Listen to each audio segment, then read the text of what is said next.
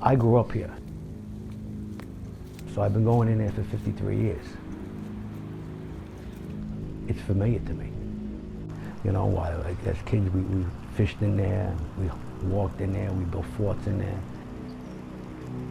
So I brought her in there.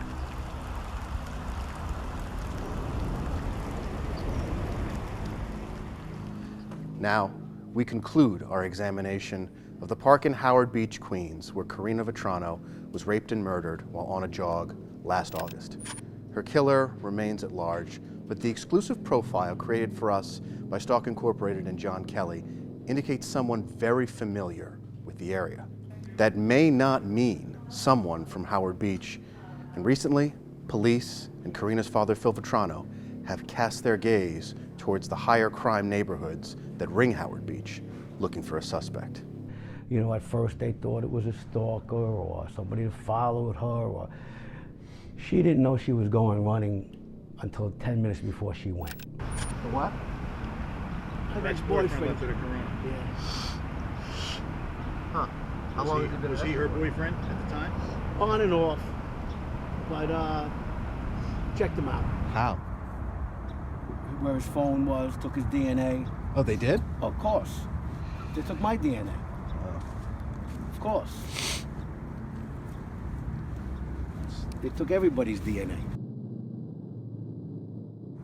My other daughter, Anne, is an artist. So I knew what I was going to do. It was in my head. How far from the belt is where you come out over there? You want to walk it? This particular route that we would take, probably 1.75 miles both ways. It's a short run. What's over there? Those big buildings? Yeah. That's Starrett City. All the way down. You follow this all the way around, goes under the Verrazano, right to Sandy Hook. This is Jamaica Bay. The bike path, unobstructed. You could drive in here on anything. Hell, you could park here on the street. You could.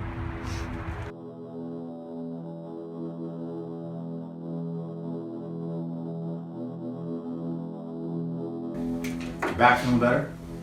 Yeah. Yeah, well, I don't work anymore.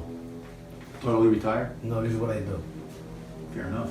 This is what I do every day. I probably would do the same thing. You know. Agree?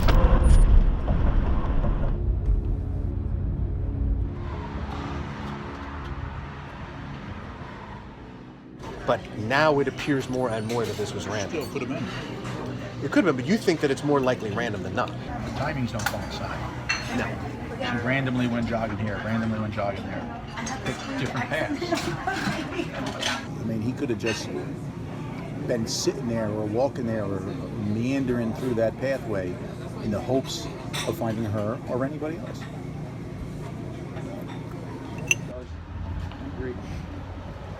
That guy's watching this going, what the is wrong with him?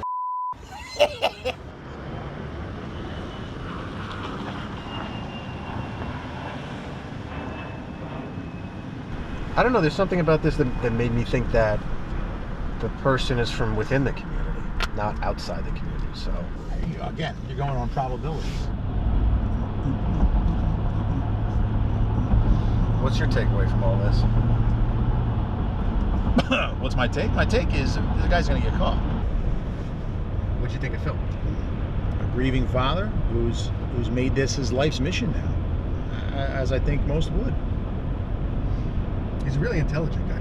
He's focused. He's immersed himself into enough information about DNA that he probably knows more about DNA than Half the cops. 90% of the cops, if not more than that.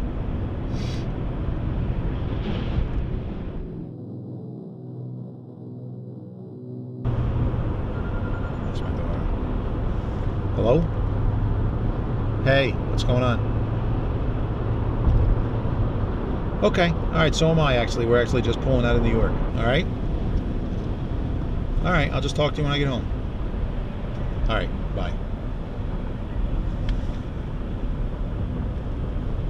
See, now I feel like I always do that. What? You know, when you go through these cases where a kid was killed, you know, I used to do that when I come home. I'd come home at nighttime sometimes, you know, when you do a baby death or a kid death, and you come home in the middle of the night, You walk in your kid's room, and you just look at him while he's laying in the crib. Or you check on her while she's laying in her bed.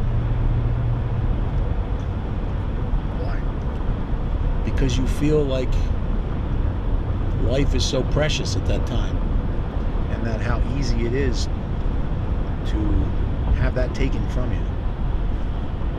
And even if it's just for that moment, you appreciate it.